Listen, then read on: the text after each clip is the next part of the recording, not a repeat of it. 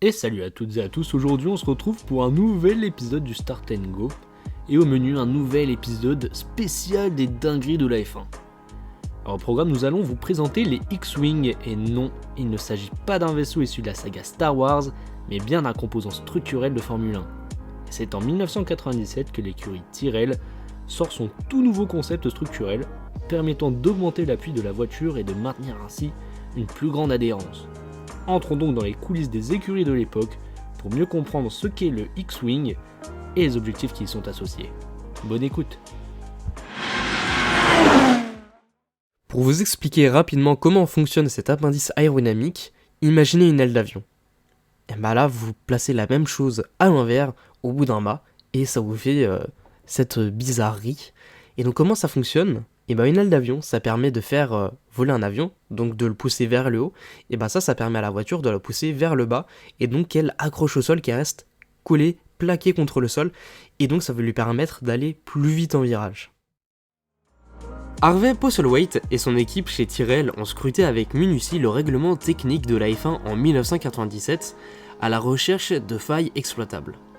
Leur découverte d'une lacune réglementaire leur a permis d'installer des appendices aérodynamiques hauts et larges de chaque côté du châssis, captant ainsi un flux d'air jusqu'alors inexploité.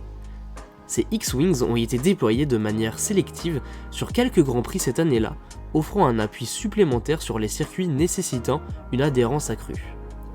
L'année suivante, avec le changement de réglementation et l'introduction de monoplaces aux dimensions réduites, ainsi que des pneus rainurés, les X-Wing ont pris une importance encore plus grande. La Tyrrell 026 a été conçue en intégrant pleinement cette innovation, ajoutant environ 5% d'appui aérodynamique à l'ensemble de la monoplace. Cette avancée significative a incité d'autres écuries telles que Ferrari, Post Grand Prix, Jordan ou Sauber à adopter une solution similaire dans leur quête d'avantages compétitifs. Cependant, face à la prolifération des X-Wings et aux craintes croissantes de la FIA concernant une situation hors de contrôle, des mesures ont été prises pour les interdire. L'incident, impliquant une Sauber lors d'un ravitaillement, a mis en lumière les défis pratiques associés à ces appendices aérodynamiques, renforçant ainsi la volonté de la FIA d'agir rapidement.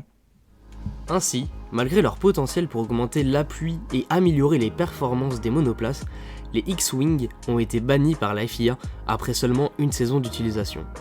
Cela marque la fin d'une période brève mais intense d'innovation aérodynamique dans le monde de la Formule 1, soulignant la constante lutte entre les écuries pour repousser les limites de la performance dans un environnement hautement réglementé.